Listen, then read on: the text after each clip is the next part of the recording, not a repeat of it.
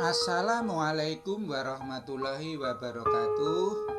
Berjumpa kembali di pembelajaran Bahasa Indonesia kelas 9 semester 1, tema 3 atau unit 3 atau bab 3, yaitu mengenal teks cerpen untuk kelas 9 semester 1.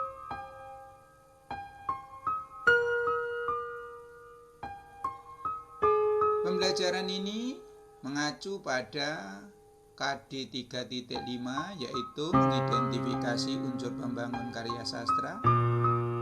3.6 menelaah struktur dan aspek kebahasaan cerpen. 4.5 menyimpulkan unsur-unsur pembangun karya sastra cerpen. 4.6 mengungkapkan pengalaman dan gagasan dalam bentuk cerita pendek dengan memperhatikan struktur dan kebahasaan. Adapun tujuan dari pembelajaran kali ini adalah mengenal tujuan dan fungsi teks narasi cerpen, mengetahui struktur teks cerpen, mengidentifikasi ciri-ciri kebahasaan cerpen, menganalisis struktur teks narasi cerpen, menganalisis ciri kebahasaan cerpen, menyajikan dan pembahasan hasil telaah model, memahami penggunaan kata deskripsi, kata ekspresif, majas dalam teks narasi cerpen. Yang kedelapan, menyusun ragangan cerpen dan menyusun cerpen. Yang pertama adalah pengertian cerpen. Cerpen atau cerita pendek adalah satu bentuk karya sastra yang ceritanya hanya menceritakan satu peristiwa dari seluruh kehidupan pelakunya atau tokoh. Kemudian kaidah kebahasaan cerpen. Yang pertama, memuat kata sifat yang mendeskripsikan pelaku, yaitu seperti penampilan fisik, juga kepribadian tokoh yang diceritakan dalam cerpen. Misalkan sosoknya tinggi atau perawakannya gagah, rambutnya beruban, dan sifat tokoh lainnya. Kemudian memuat kata keterangan untuk mendeskripsikan latar waktu, tempat, dan suasana. Sebagai contoh misalnya, di pagi hari yang cerah, di kebun bambu yang rimbun dengan dedaunan dan lain sebagainya. Kemudian yang ketiga, menggunakan kalimat langsung dan juga tidak langsung untuk penulisan dalam percakapan dalam cerpen. Yang keempat, menggunakan gaya bahasa konotasi seperti tujuh langit, memanggang bus, bajing loncat, mulut terminal, dan lain sebagainya. Yang kelima, bahasa yang digunakan dalam cerpen ini tidak baku atau tidak formal. Dan yang terakhir, bisa menggunakan gaya bahasa perbandingan, pertentangan, pertautan, maupun perulangan. Struktur cerpen. 1, 2, 3, 4, 5, dan 6. 1. Struktur cerpen itu adalah abstrak, yaitu ringkasan atau inti cerita. Yang kedua, orientasi, yaitu pengenalan latar cerita atau bagian pendahuluan dalam sebuah cerita, baik pengenalan sifat tokoh, tempat terjadinya peristiwa dalam cerita, maupun pengenalan suasana dalam cerita. Yang ketiga, komplikasi, bagian yang memuat masalah konflik dalam cerita. Masalah mulai timbul karena sebab akibat rangkaian peristiwa, kemudian sampai pada yang keempat, klimaks atau evaluasi. Klimaks adalah puncak permasalahan atau puncak konflik. Evaluasi adalah penurunan masalah, yaitu konflik yang mulai menurun atau mulai mereda. Kemudian yang kelima adalah resolusi, yaitu penyelesaian masalah. Struktur teks yang mengungkapkan solusi yang dialami tokoh atau pelaku.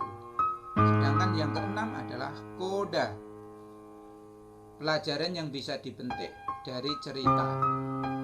Koda sifatnya opsional, boleh dilibatkan ataupun tidak. Ciri-ciri cerpen, banyak mungkin ciri cerpen. Di sini Bapak tuliskan ada 4 hal yang pokok. Ya, pertama, panjang cerita tidak melebihi dari 10.000 kata. Tidak melebihi 10.000 kata. Mengandung satu gagasan utama atau hanya satu konflik.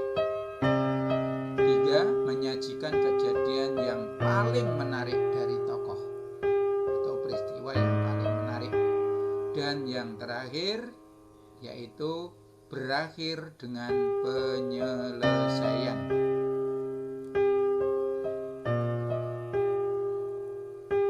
Ini macam-macam prosa.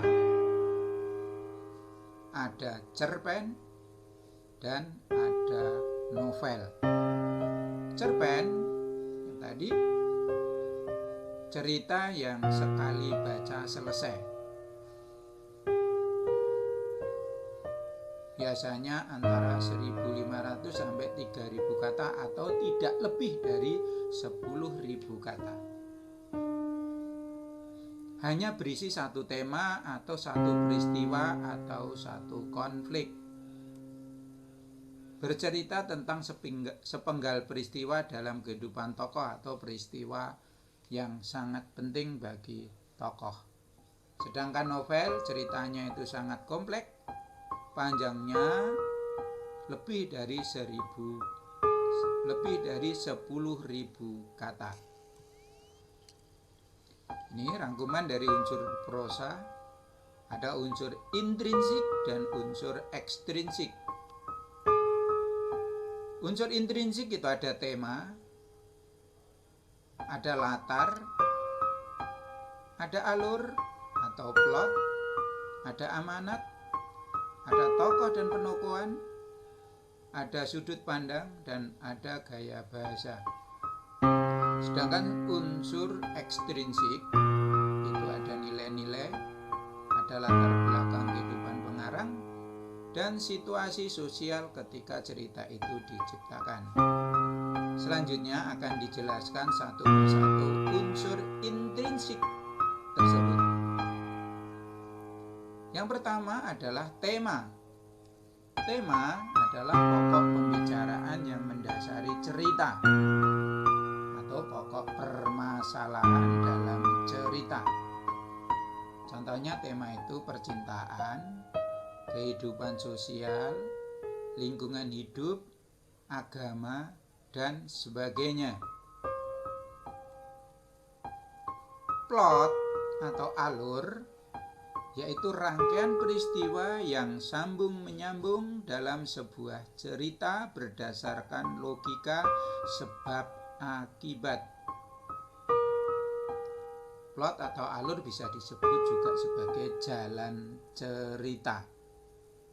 Yang ketiga, amanat, yaitu ajaran yang ingin disampaikan pengarang atau pesan yang ingin disampaikan pengarang melalui cerita tersebut kepada pembaca.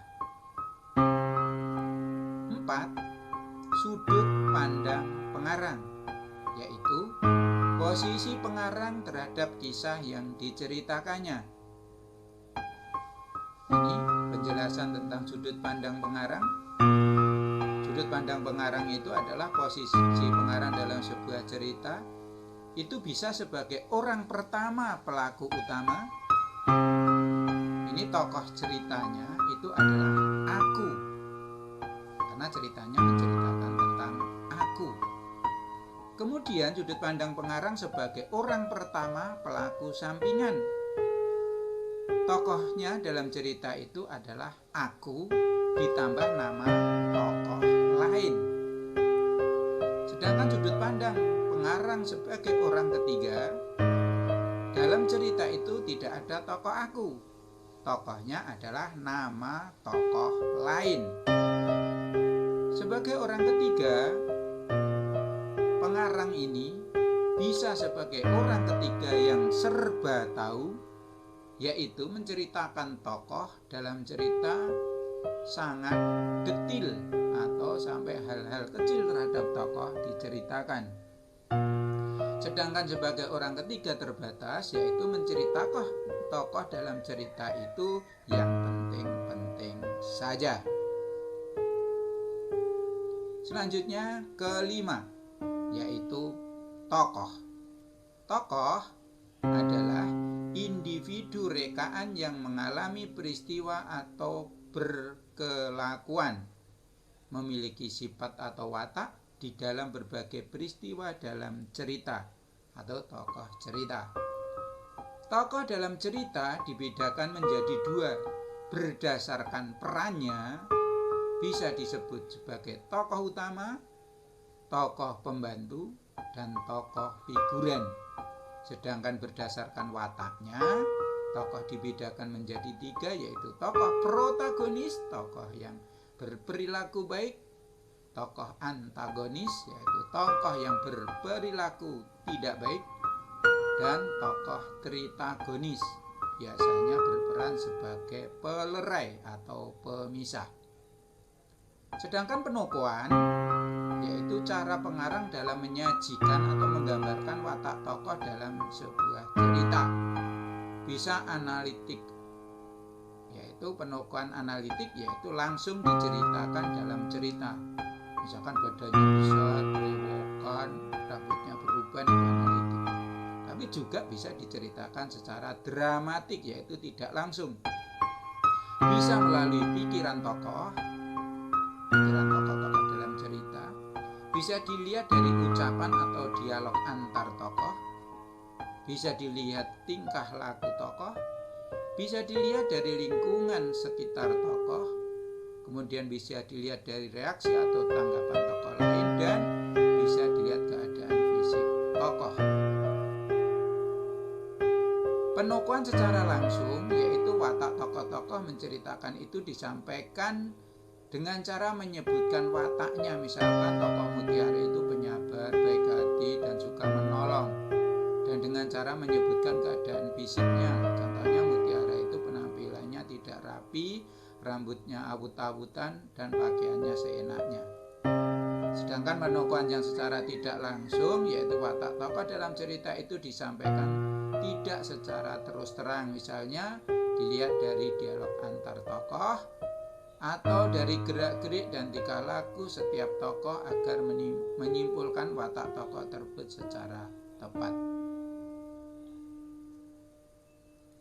Kemudian yang keenam, gaya bahasa pengarang atau unsur yang keenam, yaitu gaya bahasa pengarang adalah cara tokoh mengungkapkan cerita melalui bahasa yang digunakan. Nah, itu gaya bahasa. Yang ketujuh, latar atau setting, yaitu segala keterangan mengenai waktu, ruang, dan suasana terjadinya lakukan peristiwa dalam cerita. Ada latar tempat, ada latar waktu, dan ada latar suasana. Demikian tadi materi mengenal teks cerita cerpen kelas 9 semester 1 unit 3 atau tema 3 atau bab 3. Mudah-mudahan anak-anak bisa memahaminya. Bila kurang jelas dapat ditanyakan waktu tak Demikian akhirul kalam, wabillahi taufik wal hidayah. Assalamualaikum warahmatullahi wabarakatuh.